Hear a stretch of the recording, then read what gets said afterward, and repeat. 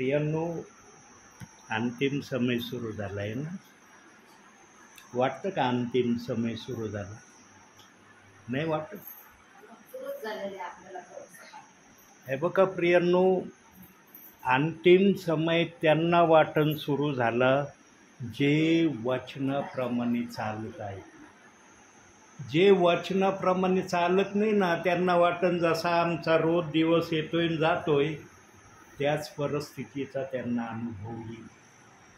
आणि देव बाप्पांनी कमीत कमी ज्याला स्वर्गामध्ये येण्याची आशा आहे, आणि इथं बसलेल्यापैकी जे लहान बाळ आहेत ना, त्यांना देवबाप वर्ज्य करतोय, हे लक्षात ठेवा.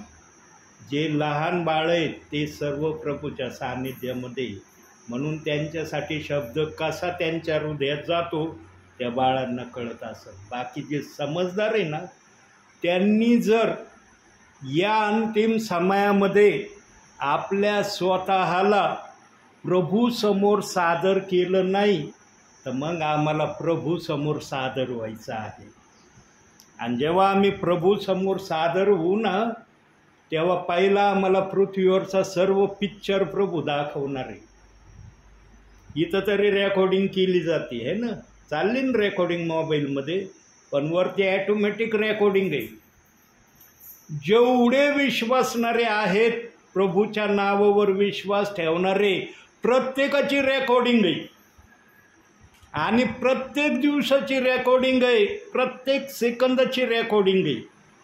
बघा देव बाप्पाची रेकॉर्डिंग करण्याची पद्धत कशी. इथं वस्तू लागती पण प्रभूची ॲटोमॅटिक रेकॉर्डिंग आहे, आणि ते आम्हाला वर गेल्यावर दिसणार आहे. प्रियांनो, काही जणांना स्वर्ग म्हणजे ना एकदम जसं काय असं त्यांचा भास आहे किंवा असं त्यांचा विचार आहे की या जागेतून आम्ही त्या जागेत जाणार आहे. इतकं सोपं नाही आहे स्वर्गामध्ये जाणं प्रियांनो. कारण स्वर्गाच्या दरवाजावर प्रथम पेत्राला चौकीदार म्हणून ठेवलं आहे, आणि विशेष कारणासाठी पेत्राला ठेवण्यात आलेलं आहे. काही जणांना पेत्राचं काही घेणं देणं नाही आहे. त्यांना वाटतंय ठेवले ठेवू द्या, दिल्या चाव्या देऊ द्या, आम्हाला काय त्याचं मतलब आहे, आम्हाला येशू ख्रिस्ताशी मतलब आहे. प्रियांनो, पेत्राने जर पेंटिकॉस्टच्या दिवशी अग्नीच्या जिभेने जे त्याला बोलण्यासाठी सांगितलं ते जर करण्यासाठी पेत्र तयार झाला नसता त्या समयात, आज आम्ही प्रभूमध्ये दिसलो नसतो. आणि प्रियांनो, जर पेत्राने ते कार्य केलं नसतं ना पेंटिकॉस्टच्या दिवशी, त्या दिवशी सैतानाचा विजय मोठा झाला असता. कसा झाला असता ऐका प्रियांनो. कारण अग्नीच्या जिभा उतरूनही पेत्र जर म्हणला असता मला नाही सांगायचं, मी नाही ऐकणार, ती जीभ मला जे सांगायला सांगते मी नाही बोलणार, ते कसं जगातल्या लोकांना प्रभूच्या मनातल्या योजना कळल्या असत्या? कळल्या असत्या का प्रभूच्या मनात काय आमच्यासाठी? प्रियांनो, आणि जिथं पेत्राने इन्कार केला असता ना, तिथं सैतानाची सरशी झाली असती. आणि सैतान प्रभूला काय म्हणायला घाबरला नसता माहिती का? काय म्हणायला घाबरला नसता? प्रभू परमेश्वराला सैतान असा म्हणला असता, तुला फक्त स्वर्गामधल्या देवदूतांबरोबर तुला राज्य करण्याची संधी आहे. पृथ्वीवर जे पण मनुष्य तू आपल्या हाताने घडवला त्याच्यावर माझा अधिकार आहे, हे माझ्या नियंत्रणामध्ये राहतील. आम्ही सैतानाच्या कोणत्याही नियंत्रणामध्ये जाऊ नये. म्हणून पेंटिकॉस्टच्या दिवशी पेत्र उभा राहिला आणि त्यांनी जो संदेश दिला, 3000 लोक प्रभूत आले, 3000 लोकांचा बाप्तिस्मा एकाच वेळेला पेत्राने केला. जागा आत्तापर्यंत जगामध्ये अनेक जण प्रभूचे दास होऊन गेले, अनेकांनी लाखो लोकांपर्यंत प्रभूत आणलं विश्वासणाऱ्यांना. एका वेळेला 3000 जणांचे बाप्तिस्मे एखाद्या सेवकांनी केले असं ऐकलंय आम्ही. आलंय आत्तापर्यंत आमच्या ऐकण्यात. किती चांगले चांगले देवाचे सेवक होऊन गेले, पण माझ्या माहितीप्रमाणे 3000 लोकांचा बाप्तिस्मा प्रभू येशू ख्रिस्ताच्या नामामध्ये झालाय हे मी आजपर्यंत ऐकलं नाही. भविष्याचं मला सांगता येणार नाही. प्रियांनो, असा अनमोल हिरा पेत्र आहे. त्या हिऱ्याला ओळखायला आजचे विश्वासणाऱ्यांना कमी भरायला लागलेत, कमी पडायला लागलेत. पेत्राची फक्त पार्श्वभूमी एवढी लक्षात घेऊन काही विश्वासणारे चाललेत. तो निरक्षर होता, अनपढ होता, मासे धरणारा होता, एवढीच त्याची पार्श्वभूमी काहींच्या लक्षात आहे. पण अशा पार्श्वभूमीवर असणाऱ्या पेत्राला येशू ख्रिस्त म्हणला, माझ्या मागं ये म्हणजे मी तुला माणसे धरणारं बनवी. आणि त्यांनी जाळे टाकून दिले, प्रभू येशू ख्रिस्ताच्या मागं गेले. आजही प्रभू येशू ख्रिस्त विश्वासणाऱ्यांना, काही जणांना वाणीच्याद्वारे, स्वप्नाच्याद्वारे, प्रगटीकरणाच्याद्वारे, दर्शनाच्याद्वारे, भविष्यवाणीच्याद्वारे सांगत आहे, मी सांगतो ते करायला या. पण काही जण ऐकायला तयार नाही. बघा, एक वचन काढूया आपण. याकोबाचं पत्र. बघा, आत्ता देवबाप्पाने मला वचन दाखवलं. याकोबाचं पत्र 4था अध्याय 4थंच वचन. इब्रिकाराच्या नंतर याकोब 4थंच वचन. अहो विश्वासी लोकांनो, जगाची मैत्री ही देवाबरोबर वैर आहे हे तुम्हाला ठाऊक नाही काय? जो कोणी जगाचा मित्र होऊ शकतो तो देवाचा वैरी ठरला आहे. बघा प्रियांनो, या गोष्टीमुळं काही विश्वासणारे देव बाप्पाचा शब्द ऐकूनही त्याप्रमाणे करण्यासाठी स्वतःला तयार करत नाही. प्रियांनो, जगाबरोबर मैत्री तुम्ही केली, समजून घ्यायचं तुम्ही देवाचे वैरी ठरले. आणि ज्या देवाचे तुम्ही वैरी ठरले तो देव तुम्हाला स्वर्गात घेईन का? येईन का घेता देवाला? देव पाहिलंच म्हणून मी वचनात सांगून ठेवलं होतं, जगाबरोबर मैत्री ही देवाबरोबर वैर आहे. आणि तुम्ही तर जगाचे मैत्री करणारे बनले. आणि जे जगाचे मैत्री होऊ पाहणारे आहेत त्यांना पवित्र शास्त्र वाचन करणं तितकं सोपं वाटत नाही जितकं सोपं ते समजतात. पवित्र आत्म्याने लिहिलेला तो शब्द आहे आणि पवित्र आत्म्याने लिहिलेल्या शब्दाला वाचण्यासाठी आमच्याकडं पवित्र आत्मा आलाच पाहिजे, तर आम्ही पवित्र शास्त्र वाचू. न तर माझ्याजवळ अनुभव आहे. काही जण म्हणतात, ब्रदर मला बायबलला हात लावायला वेळ मिळत नाही. मी बायबलला हातच लावत नाही. वाचन करणं माझ्याकडून तर फार दूरची गोष्ट आहे. सांगा प्रियांनो, जे अशा प्रकारचे उद्गार काढतात, माझ्याजवळ बायबलला हात लावायला वेळ नाही, वाचन करणं दूरचं आहे, किती त्यांच्यामध्ये प्रभू राहत असन, किती त्यांच्याबरोबर प्रभू संगती करत असन. प्रियांनो, प्रभूची संगती आज त्यांच्याबरोबरच आहे आत्म्याने खरेपणाने जे बायबल वाचन करतात. परंतु ज्यांना लिहिता वाचता येत नाही त्यांना पण प्रभूंनी मागं सोडलेलं नाही. त्यांची प्रार्थना ही प्रभूबरोबर संगतीचं प्रमाण आहे. प्रभू कोणालाच अंतर देत नाही प्रियांनो. पण जे प्रियजन जाणून बुजून खोडसाळपणाने, नाही मला सगळं करायला आवडतं पण बायबलचा वाचन करणं, बायबलला स्पर्श करणं आवडत नाही, त्या प्रियजनांचं स्वर्गात जाणं तितकं सोपं नाही जितकं सोपं धरून ते आज चालले.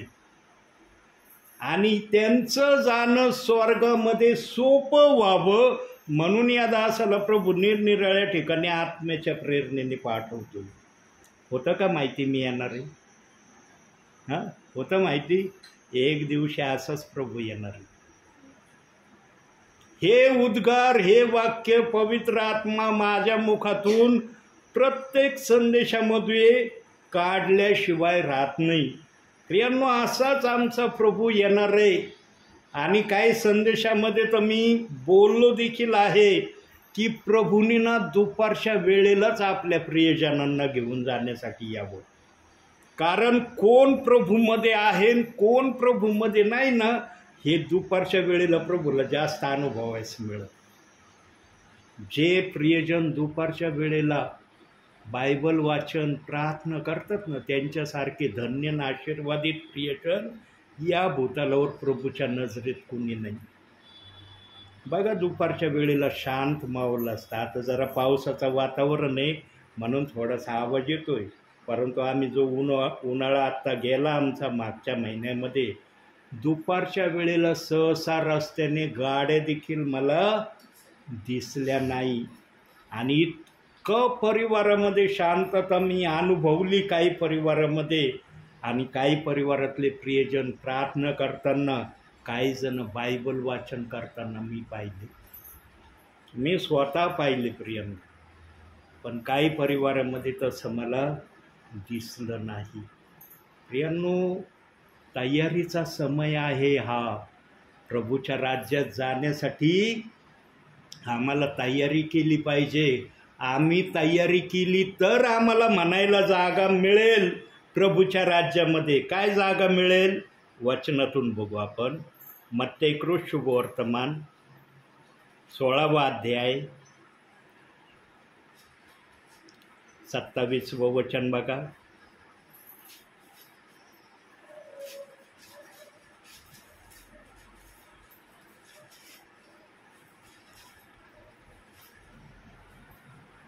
तथापि आपण त्यांना अडथळा आणू नये म्हणून तू जाऊन समुद्रात गळ टाक आणि पहिल्याने वर येईल तो मासा धरून त्याचे तोंड उघड, म्हणजे तुला 2 रुपयाचे नाणे सापडेल. ते घेऊन माझ्याकडे व तुझ्याबद्दल त्यांना दे. कितवा अध्याय वाचला?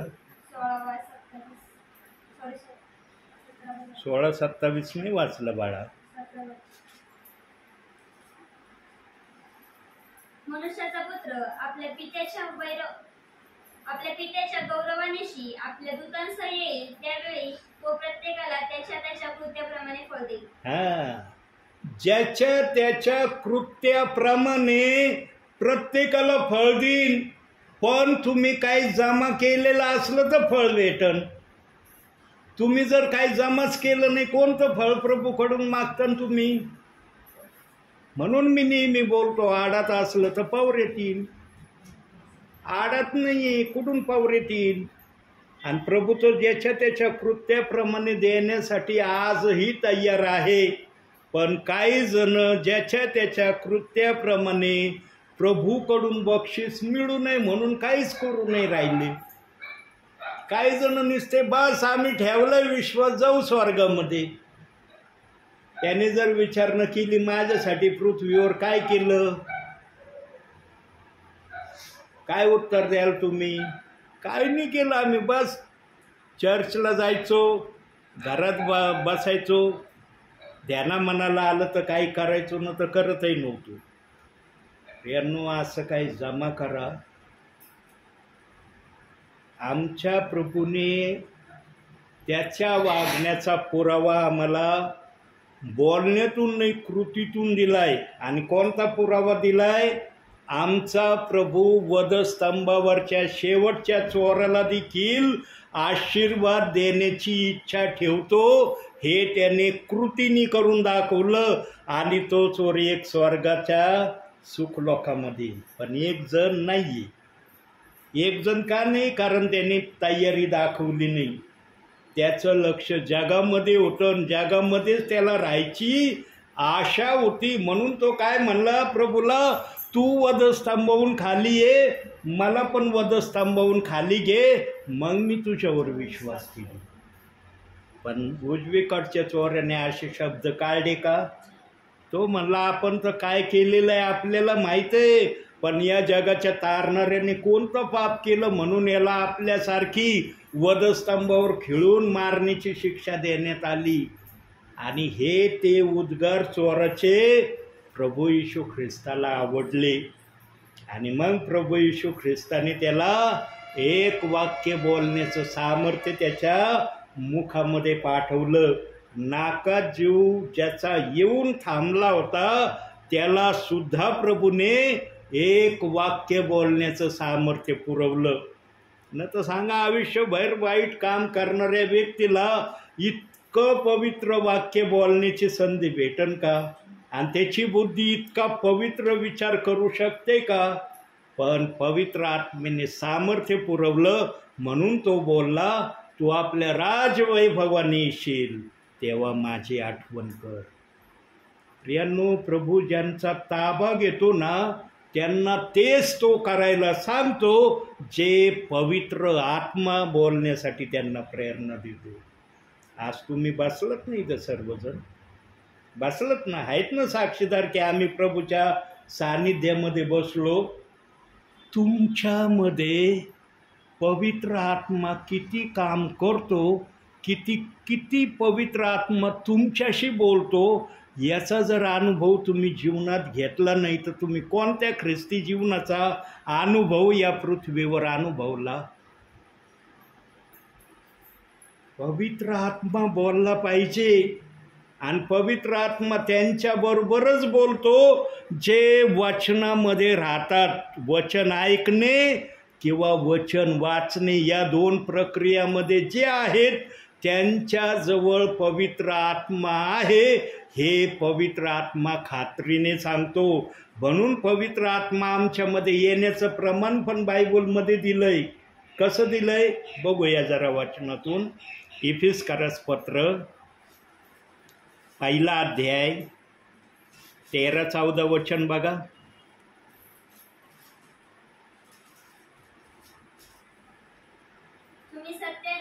तुम्ही सत्याचे वचन म्हणजे तुमच्या तारणाविषयीची सुवार्ता ऐकून घेतल्यानंतर त्याच्यावर विश्वास ठेवला आणि त्याने देव केलेला पवित्र आत्म्याचा तुम्हावर त्यांच्या काही शिक्का मारण्यात आला आहे. देवाच्या गौरवाची स्तुती व्हावी म्हणून त्याच्या स्वर्गीय जनाच्या खंडणी भरून मिळविलेल्या मुक्तीसाठी हा पवित्र आत्मा आपल्या वचनाचा विसार आहे. बघितलं, तुम्ही सत्याचं वचन ऐकल्याबरोबर तुम्हाला पवित्र आत्मा देण्यात आलाय. पण आज सत्याचं वचन कोणतं आहे? विश्वासणारे इथं पण अडखळलीत. काही जणांना वाटतं मत्ते 28-19 सुवार्ता आहे. मग ही जे आता बाळाने वाचलेलं वचन हे कोणत्या सुवार्तेचं सत्य वचनाची घोषणा सांगत आहे? प्रियांनो, बायबलमध्ये आज्ञान आणि ज्ञान या दोन प्रक्रिया ठेवल्या. आज्ञानी सुज्ञानी अशा प्रकारचं हे बायबल आमच्या हातामध्ये प्रभूने दिलंय. आता तुम्हाला अज्ञानपणात राहायचंय का सुज्ञानपणात राहायचंय? कशात राहायचंय तुम्हाला? अज्ञानपणात राहायचंय? हाही इच्छा अज्ञानपणात राहण्याची, सुज्ञानपणात यायची इच्छा आहे ना. म्हणून बाप्तिस्मेची 2 वचनं दिलेत. विश्वासणाऱ्यांना माहीतच नाही. त्यांना वाटतं बस प्रभू म्हणलं एक बाप्पा घ्या म्हणजे एक घेऊन मग आलो. मग दुसरा टाइमपाससाठी ठेवलाय का? टाइमपाससाठी वचन ठेवलंय प्रेषित 2:38 वचन. काही त्यांना घेणं देणं नाही. काही जणांना त्या वचनाचं आहे बायबलमध्ये, जाऊ दे आम्हाला त्या वचनाचं काय नाही करायचं. त्या वचनाचं तुम्हाला काय नाही करायचं. मग ते वचन कोणासाठी ठेवलंय? देवाने स्वतःसाठी ठेवलंय का? कुणासाठी ठेवले ते वचन? प्रियांनो, निवडलेले आणि बोलवलेले आहे ना 2 प्रक्रिया. तिथं का नाही तुम्ही म्हणत आम्ही बोलवलेले? हर एक जण म्हणतो मी निवडलेलं आहे बाबा, बोलवलेलं नाही. बोलवलेलं स्वर्गात येणार नाही अशी त्यांची धारणा झालेली. बोलवलेल्या व्यक्तीला अडखळण होणार आहे स्वर्गात येण्यासाठी, म्हणून जो तो स्वतःला निवडलेला म्हणतो. बोलवलेलं का नाही म्हणत? प्रियांनो, काही गोष्टी विश्वासणाऱ्याने आपल्या मनावर ठसवून घेतल्या, काही गोष्टींना देवाच्या सेवकाने विश्वासणाऱ्यांच्या मनावर ठसवलं आहे. पण प्रियांनो, देव जे सांगतो ते खरं आहे. आणि देव नेहमी आपल्या सेवकाच्या द्वारे, सुवार्तिकाच्या द्वारे आणि शिक्षकाच्या द्वारे आजच्या समयामध्ये आपल्या विश्वासणाऱ्यांशी बोलत आहे. आजही प्रभूच्या आत्म्याने सेवकांना येणं बंद केलेलं नाही. का बंद केलेलं नाही? कारण सैतानाने विश्वासणाऱ्यांमध्ये गडबडी करू नये. सैतानाला नेहमी धाक आहे बरं का. अरे, प्रभूचा आत्मा अचानकपणे कोणत्याही ठिकाणी सेवकाला पाठवील. सैतानाला एकदम धडकी भरलेली आहे. म्हणून आज जगाच्या पाठीवर बघा, सेवकगण आत्म्याच्या प्रेरणेने निरनिराळ्या ठिकाणी सेवेला जातात. आणि जे सेवेला जातात प्रियांनो, त्यांना देव बाप्पाच्या आत्म्याने सांगितल्याशिवाय ते घराच्या बाहेर पडत नाही. तर काही जण, नाही मी आहे ना, मी माझे घराने परमेश्वराची सेवा करणार, बस आमचं घरानं प्रभूत आहे, बाकीचे घराने कुठे येत? बाकीच्या घराण्यांचा हिशोब विचारल्यावर मग काय उत्तर आहे? प्रियांनो, देवबाप भेदभावाचे शब्द बोलत नाही. पण आम्ही ख्रिस्ती जीवनामध्ये वावरत असताना निरनिराळ्या ठिकाणी भेदभावाचे शब्द आम्ही ऐकतो. आणि म्हणायला म्हणतो आम्ही एक जीवाचे, एक शरीराचे, एक आत्म्याचे, एका स्वर्गात जाणारे. आणि प्रभू आमचा मस्तक आहे. मग मस्तक म्हणन का तुम्ही या स्वर्गामध्ये, तुम्ही नका येऊ स्वर्गामध्ये, म्हणन का प्रभू असं? पण आजच्या भावी जीवनामध्ये कसं चाललंय ख्रिस्ती जीवन? जो तो आपलं पाहतोय, बस स्वतःचं बघतो, बाकीच्यांचं प्रभू बघन. काही जण तर बोलतात बाकीच्यांचं प्रभू पाहिलो ब्रदर, आम्ही थोडी ना पाहणार आहे, प्रभू पाहणार आहे त्यांना. प्रियांनो, प्रभूने त्यांना पाहण्यासाठी आम्हाला ठेवलंय ना. मग आम्हाला कशाला ठेवलंय? आम्हाला ठेवण्याचं कारण काय प्रभूचं? काही जण समजूनच घ्यायला तयार नाही प्रियांनो. ज्यांच्यामध्ये स्वार्थ वृत्ती असते ना प्रियांनो, त्यांना प्रभूच्या विचाराने चालण्याची इच्छाच होत नाही. पण ज्यांच्यामध्ये स्वार्थ बुद्धी नसते ना, ते प्रभूच्या आत्म्याने चालल्याशिवाय राहत नाही. त्यांना निस्ती एक सारखी मनाला ध्यास लागतं, पवित्र आत्मा काय बोलतोय, पवित्र आत्मा काय सांगतोय, आणि पवित्र आत्मा कुठं जाण्यासाठी मला तयारी करायला सांगतोय. हा ध्यास काही जणांच्या हृदयात असतो प्रियांनो. आणि पवित्र आत्मा पण अशा व्यक्तीवर दया केल्याशिवाय राहत नाही, त्याच्याशी बोलल्याशिवाय तो राहत नाही. बघा, पहिली प्रार्थना घ्यायला मी विद्यापीठला गेलो, त्या ठिकाणी मला गुड न्यूज ऐकायला मिळाली. प्रियांनो, मला माहीत नव्हतं त्या ठिकाणी गुड न्यूज आहे. मी तर विसरून गेलो होतो. माझ्या तर ध्यानामनातही राहिलं नव्हतं की मी काय शब्द कोणासाठी बोललोय. पण जेव्हा त्या परिवारात गेलो, त्या परिवाराने सांगितलं, म्हणे माझ्या मुलीला मुलगाच झाला म्हणे ब्रदर. आणि तुम्ही बोलले होते की तुमच्या मुलीला मुलगाच होईल. बघा, मुलगा, लगेच मुलगा आणला दुसऱ्या रूममधून मला दाखवला. इतकं सुंदर ते बाळ देवबाप्पाने त्या बहिणीला दिलंय. पहिलाच मुलगा त्या बहिणीला झाला. प्रियांनो, देवाचे दास जे आत्म्याने खरेपणाने येतात ना, फोन करून जो सेवक येत नाही ना, त्या सेवकाची ओळख आहे तो आत्म्याने आलाय. जे फोन करून येतात ते पण आत्म्यानेच येतात, पण त्यांना वाटतं मी येत आहे विश्वासणाऱ्यांना कळावं म्हणून काही जण फोन करतात. पण काही जणांना वाटतं जसा प्रभू अचानकपणे येणार आहे आम्हाला घेऊन जाण्यासाठी, मी पण अचानकपणे जाईन. म्हणून काही सेवक फोन करत नाही. काही जण फोन करतात, तो भाग वेगळा आहे. न तर असा गैरसमज नका करून घेऊ की नाही फोन करून येणारा आत्म्याच्या प्रेरणेने येत नाही. ते पण आत्म्याच्याच प्रेरणेने येतात, पण त्यांची बुद्धी त्यांना सांगते की त्यांना जागृत करा की आम्ही येत आहोत, म्हणून ते जागृत करतात. माझी बुद्धी मला असा विचार देत नाही की तू त्यांना जागृत कर, म्हणून मी फोन करत नाही. जो पण प्रभूच्या नावाने येतो ना प्रियांनो, तो आत्म्याच्याच प्रेरणेने येतो. पण तो आत्म्याच्या प्रेरणेने खरंच आलाय की काय हे ओळखण्याचं कृपादान तुम्हाला प्रभूंनी दिलंय. तुम्ही ओळखून घ्यायचं की हे आत्म्यातून बोलतात का बुद्धीतून बोलतात, कारण त्यांच्या बोलण्यावरून तुम्हाला कळेल की हे कुठून तुम्हाला बोलत आहे. प्रियांनो, तुम्ही ऐकणारे आहात ना, तुम्हाला पण देवबाप्पाने रिकामं ठेवलेलं नाही. तुम्हाला ही कृपा पुरवलेली आहे की येणाऱ्या दासाला, दासीला किंवा ब्रदरला तुम्ही आत्मेने आलात का बुद्धीने आलात, तुमच्याजवळ संदेश कुठून आहे हे ओळखण्याची कृपा दिलेली आहे. पेंटिकॉस्टच्या दिवशी पेत्राने आत्म्याच्या प्रेरणेने संदेश दिला, म्हणून 3000 लोकांनाच कळला. बाकीच्यांना का नाही कळलं? कारण बाकीच्या आत्म्याच्या प्रेरणेने ऐकत नव्हते. ऐकायचं म्हणून ऐकायचं, अरे लय गडबडी केली यांनी आज, माडीवर खूप जोरजोराने ओरडत होते म्हणून मी इथं आलो, मला जाणून घ्यायचं होतं हे ओरडत का होते आज.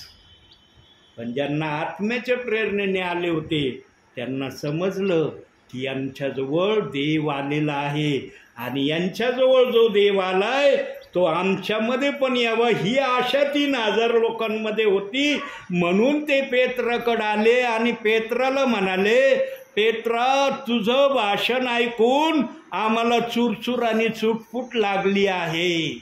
बघा, वचनातून बघू हा शब्द. प्रेषितांची कृत्य 2 अध्याय 37 वचन. एकच वचन वाचायचं. 2 अध्याय 37 वचन.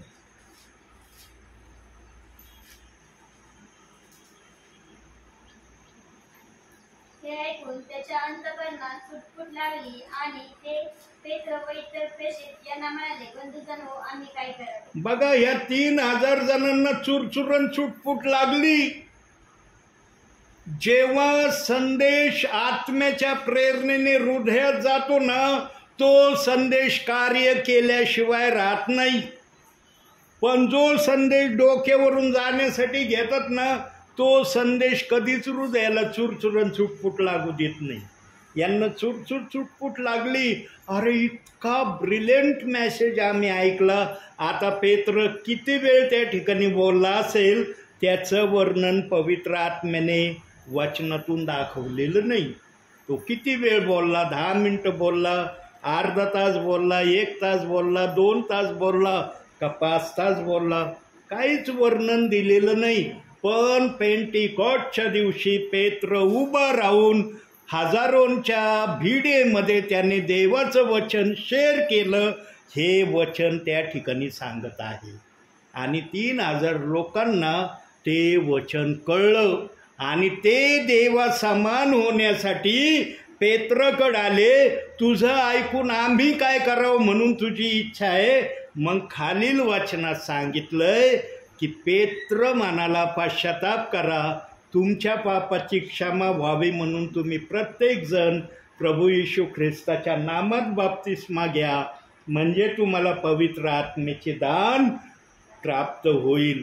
हे शब्द पेत्र खाली बोलला, पण जोपर्यंत हे प्रियजन येऊन पेत्रशी बोलले नाही तोपर्यंत पेत्राने हे वचन सांगितलं नाही. प्रियांनो, जो पण विश्वासणारा आहे ना, त्याचं सर्वात पहिलं आद्य कर्तव्य काय माहिती प्रभूच्या नजरेमध्ये? त्याने वचन ऐकावं. वचन ऐकल्यावर निर्णय घ्यावा की मी जे ऐकलंय याप्रमाणे मला करायचं अथवा नाही करायचं. बघा कसं वचनातून कसं बोलतो या शब्दाला. 1 शमूएल 15 अध्याय 22 वचन.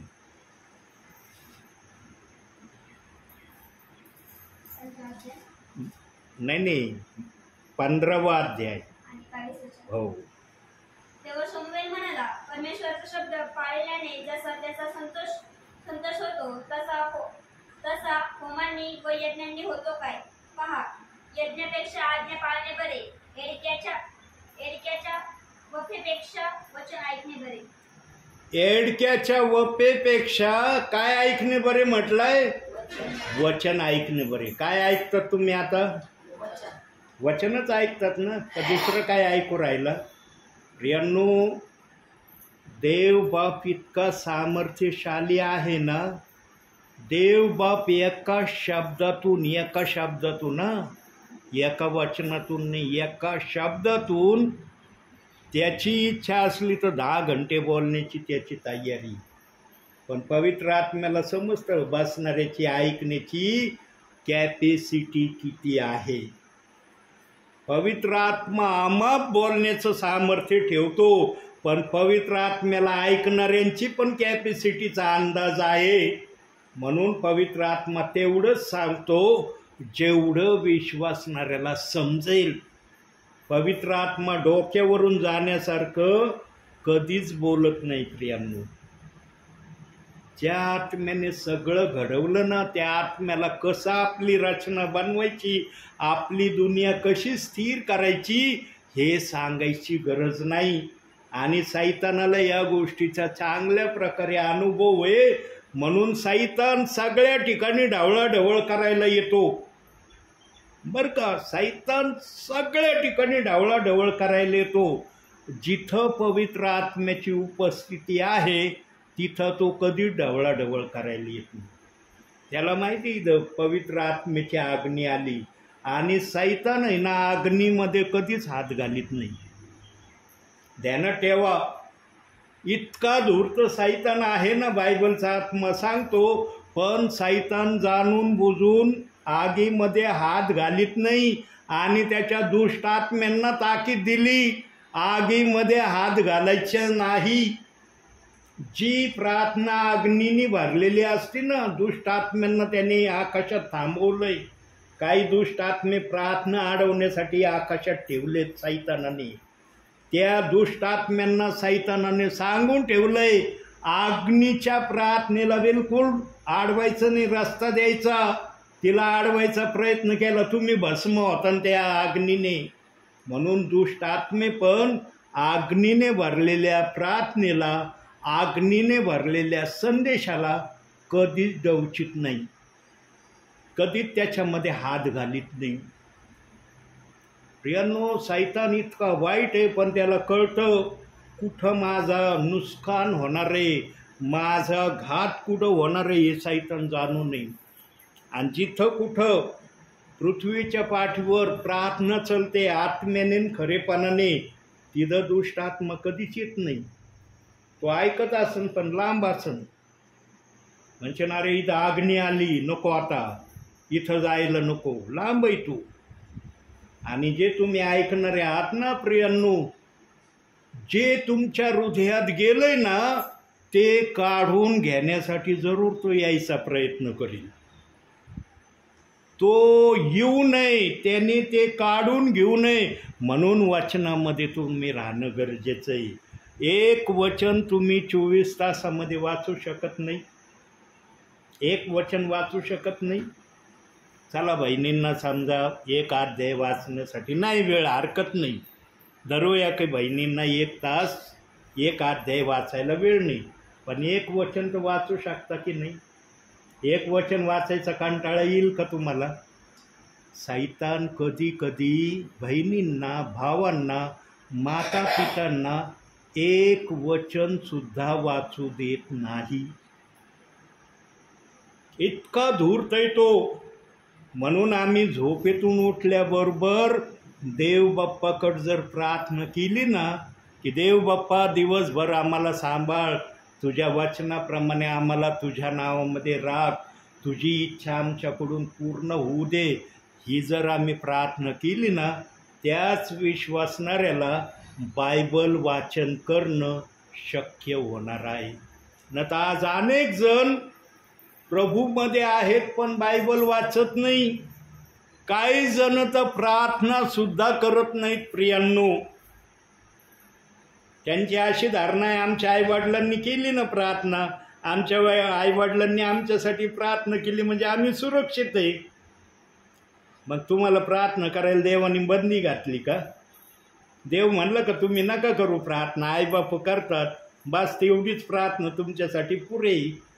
प्रियांनो, काही जणांचा असा गैरसमज होत चाललाय आणि हे अज्ञानपणाचं वागणं प्रभू परमेश्वराच्या दरबारापर्यंत गेलंय. म्हणून सेवकाच्या मुखामधून अशा प्रकारचे वाक्य तुम्ही ऐकत आहात. बघा, आज तर बायबल देखील काढलं नाही, बॅगमध्येच आहे माझं बायबल. फक्त हे काढलं नाही, हे जे तुम्ही पाहतात एवढंच काढलंय, बायबल काढलं नाही बॅगच्या बाहेर. मी आज किती वेळ झालाय? 35 मिनटं झालंय मी बोलतोय. माझ्या स्क्रीनवर 35 मिनटं दाखवू राहिले. कुठून बोललो हे 35 मिनटं? पाठ केलं होतं. शाळेच्या विद्यार्थ्याला एखाद्या प्रश्नाचं उत्तर जर पाठ करायला लावलं, तो विद्यार्थी तेवढं उत्तरापुरतंच बोलन, त्याच्या पुढं त्याला बोलता येईन का? आता मी वचनातून बोलत आहे, किती वेळ बोलतोय? जसा पवित्र आत्मा मला चालवितोय तसा मी चाललोय. आत्मा येतो, सेवकाला चालवितो. म्हणून आत्म्याची सेवा वेगळी, बुद्धीची सेवा वेगळी. बुद्धीची सेवा जास्त काळ चलत नाही. म्हणून बघा, काही जणांच्या प्रार्थना शॉर्ट अँड स्क्रिप्ट असतात, फार थोडक्यात प्रार्थना असतात. ते लॉंग प्रार्थना घेण्यामध्ये विश्वास ठेवत नाही. का नाही ठेवत? कारण त्यांच्या आडामध्ये तेवढं नाही आहे. आमच्या आडामध्ये असलं ना, पवित्र आत्मा पावरा टाकीन, काढीन आणि सेवकाला म्हणून बोले. प्रियांनो, तुमची आत्मिक पातळी तुम्ही आत्तापर्यंत कुठवर ठेवलेली याची जाणीव पवित्र आत्मा तुम्हाला देईन बरं का.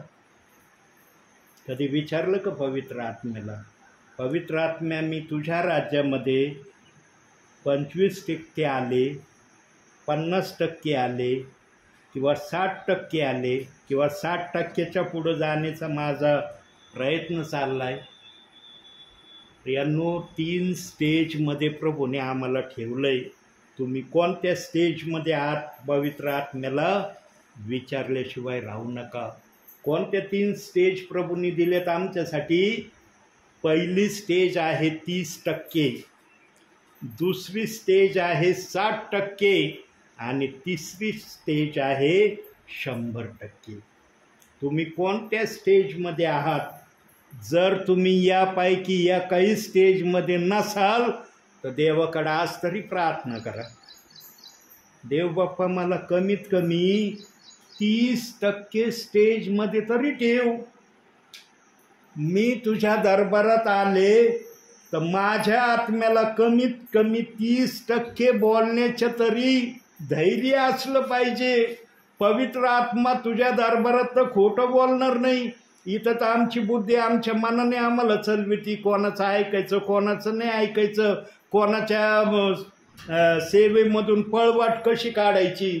अनेक विश्वासणारे पळवाटा काढतात प्रियांनो.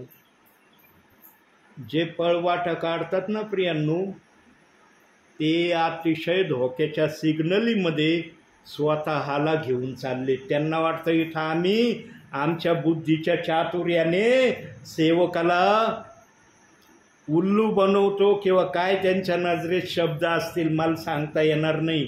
पण जेव्हा प्रभूच्या दरबारात उभे राहतील तेव्हा आत्मा काय उत्तर देईल?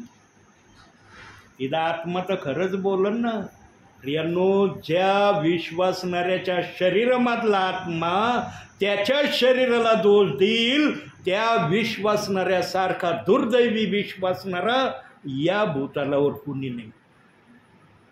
कधीच अशी आशा ठेवू नका की माझ्या शरीरात जो देवाने श्वास रूपाने आत्मा ठेवलाय त्या आत्म्याने माझ्या शरीराला दोष द्यावा की हा प्रभूच्या सानिध्यात बसायचा कंटाळा करायचा, बायबल वाचन करायचा कंटाळा करायचा, प्रार्थना करायचा कंटाळा करायचा, प्रभूने जे सांगितलंय करू नको ते न करण्याचा कंटाळा करायचा. जर हे उद्गार तुमच्या शरीरातल्या आत्म्याने देव बाप्पाला विरोधामध्ये सांगितलं, मग तुमचं पृथ्वीवर प्रभूमध्ये राहणं कसं झालं? कसं झालं तुमचं प्रभूमध्ये राहणं? यांनो, वचनाप्रमाणे आचरण करण्याचा आजही प्रयत्न करा. अजूनही वेळ गेली नाही. सेवक जर आलाय ना, तर प्रभूची इच्छा आहे की तुम्ही आजच्या दिवसापासून का होईना वचनाप्रमाणे चालण्याचा प्रयत्न करणारे बनावे. आणि लक्षात ठेवा, वचनाप्रमाणे चालणाऱ्या व्यक्तीची पहिली खूणगाठ काय आहे? पहिली खूणगाठ काय आहे वचनाप्रमाणे आचरण करणाऱ्या व्यक्तीची? एलिएझर पगारेच सांगू शकतो. आणि जे एलिएझर पगाराच्या पक्षाप्रमाणे सेवा करतात तेच सांगू शकतात. न तर बाकीचे बहुसंख्य जण सांगतील. प्रेषित 2:38 वचन वगळून बाकी सगळं करा. एवढं वचन मानायचं नाही, एवढं वचन ऐकायचं नाही, एवढं वचन करायचं नाही. मग ते वचन कुणासाठी दिलंय? बहुसंख्य जणांनी त्या वचनाच्या विरोधामध्ये विश्वासणाऱ्यांना भडकवलेलं आहे आणि अजूनही भडकवणं चाललंय. काही सेवकांना त्याचे दुष्परिणाम पण भोगावे लागले. ज्यांना दुष्परिणाम भोगावे लागले ना, त्यांना संधी दिली आहे देव बाप्पाने की आता तरी तुम्ही वचनाप्रमाणे आचरण करण्याच्या तयारीसाठी स्वतःला तयार करा. प्रियांनो, हे प्रेषित 2:38 वचनाच्या विरोधामध्ये अपशब्दाचा प्रचार ज्या पण व्यक्तीने आणला जगामध्ये, इतका त्याचा न्याय देवबाप बारकाईने करणार आहे. कारण त्या एका विश्वासणाऱ्यामुळं अनेकांनी त्या वचनाला दोष लावलाय. काही जणांना ओनली जीसस हा शब्द त्यांनी सांगितला. हे वचन सांगणारा, हे वचनावर विश्वास ठेवणारा ओनली जीसस म्हणून तुम्ही समजून घ्यायचं. काय वचनाचं त्यांनी ठट्टा लावली प्रियांनो. त्यांनी वचनाची ठट्टा नाही, देवाची ठट्टा लावली. तुमच्याजवळ येशू आहे तर माझ्याजवळ कोण आहे? मग माझ्याजवळ दुसरा आहे का? तुमच्या हृदयातला येशू वेगळा आणि माझ्या हृदयातला येशू वेगळा असं आहे का? एकच येशू आहे ना. मग वचन जर 2 बाप्तिस्माचे असले तर मग दोन्ही वचनात येशू ख्रिस्तच आहे ना. पण एकात अस्पष्ट आहे, एकात स्पष्ट आहे. एकात नाव सांगितलं, एकात नाव नाही सांगितलं. एकात त्याची फक्त ओळख सांगितली. काय ओळख सांगितली? तो पिता पण आहे, पुत्र पण आहे, पवित्र आत्मा पण आहे. पण एकात डायरेक्टली त्याचं नाव सांगितलंय की प्रभू येशू ख्रिस्ताच्या नावाने बाप्तिस्मा घ्या, पवित्र आत्म्याचे दान प्राप्त होईल. दोन्ही वचनामध्ये प्रभू येशू ख्रिस्त आहे, पण एकात दिसत नाही, एकात दिसतोय. आता तुम्हाला दिसणाऱ्यामध्ये यायचंय का न दिसणाऱ्यामध्ये यायचंय? स्वर्गात आले तर प्रभू पाहायला भेटल ना तुम्हाला, बरोबर? स्वर्गात नाही आल्यावर दिसन का प्रभू तुम्हाला?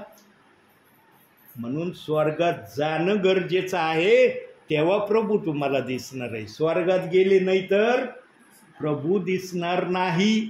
म्हणून एका वचनात नाव सांगितलंय, एका वचनात नाव सांगितलेलं नाही. म्हणून प्रभू म्हणला एक बाप्तिस्मा घ्या.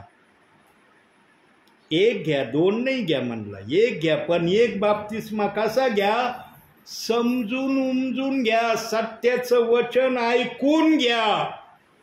पण आज सत्याचं वचन कोणतं आहे हे विश्वासणाऱ्यांना पाळकाने अतिशय चांगल्या प्रकारे पटवून सांगितलंय. कोणतं सत्याचं वचन आहे?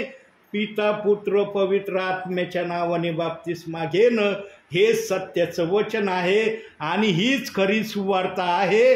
आणि या सुवार्तेप्रमाणे तुम्ही प्रभू येईपर्यंत चालत राहावं अशी शिकवण द्यायला आजही पाळक मागं पुढं पाहत नाही.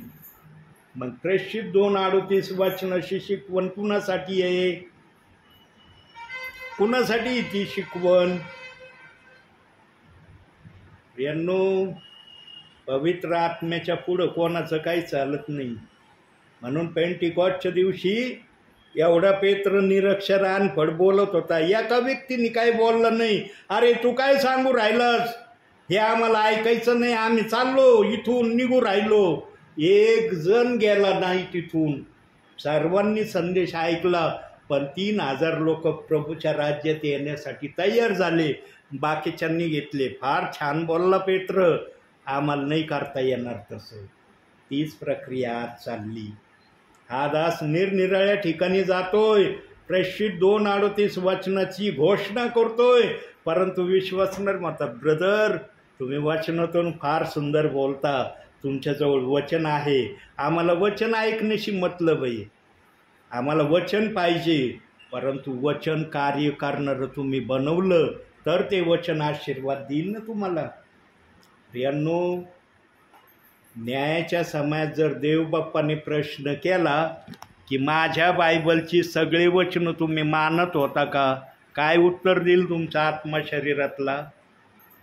काय उत्तर देईल? तुमच्या आत्मेने हे उत्तर द्यावं का, बायबलमध्ये प्रेषित 2:38 वचन मी मानत नव्हते, बाकी सगळे मी वचन मानत होते, हे तुमच्या आत्म्याने प्रभूच्या आत्म्याला उत्तर द्यावं अशी आशा धरू नयेत का तुम्ही? प्रियांनो, विचार करा की मी आज कुठं आहे, मी प्रभूमध्ये कशी चालत आहे. आता नाही तर कधीच नाही. प्रियांनो, खरं तुम्हाला देवबाप सांगत आहे, म्हणून वचनात सांगितलंय, सत्य तुम्हाला समजेल आणि सत्य तुम्हाला बंधमुक्त करेल. पण सत्य तुम्हाला समजलंच नाही तर बंधमुक्त कसं करील तो? अनेक जण आज हे वचन ऐकत आहे, परंतु जेव्हा करण्याची प्रक्रिया येते त्यावेळेला मात्र पिछे हाट केली जाते. त्यावेळेला त्या वचनाची हेळसाळ केली जाते. नाही, हे वचन मी नाही मानणार, हे वचन मी करणार नाही, या वचनाप्रमाणे मी वागणार नाही. यांनो, स्वर्गात जाणं सोपं पण आहे आणि स्वर्गात जाणं कठीण पण आहे. आता तुम्हाला स्वर्गात जाणं कठीण करायचं आहे का सोपं करायचं आहे? कसं करायचं आहे स्वर्गात जाणं तुम्हाला?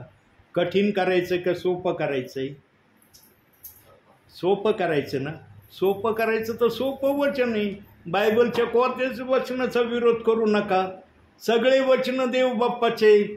भला तुमचा बाप्तिस्मा नाही झाला त्या वचनाचा हरकत नाही, पण देव बाप्पाला म्हणायला तुम्हाला जागत राहील, प्रभू आम्ही बाप्तिस्मा नाही घेतला पण आम्ही ते वचन मानित होतो, ते वचन तुझं होतं हे आम्ही मान्य करीत होतो, आम्हाला ते वचन तितकंसं तुझ्या आत्म्याने कळू नाही दिलं म्हणून आम्ही बाप्तिस्मा घेतला नाही. तू आपल्या दासाला तितक्या अनुषंगाने आमच्यापर्यंत पाठवलं नाही जितक्या अनुषंगाने पाठवण्याची आम्ही आशा धरत होतो.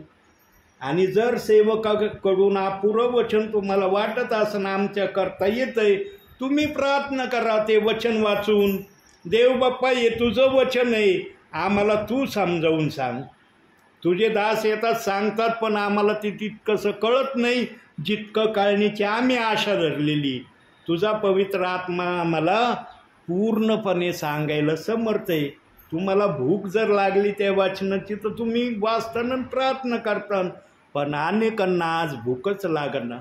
कदाचित देवबाप मला भूक लागण्यासाठी तुमच्याकडे पाठवित असन.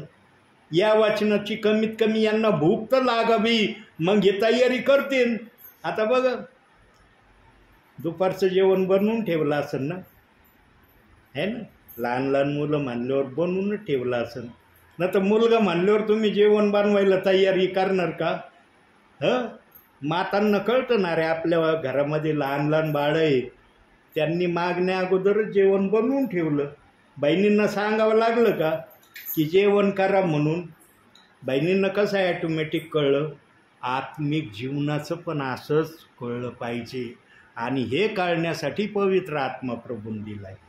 पण हा पवित्र आत्मा तुमच्यामध्ये बोलणारा आहे का नाही याची तपासणी तुम्ही करा.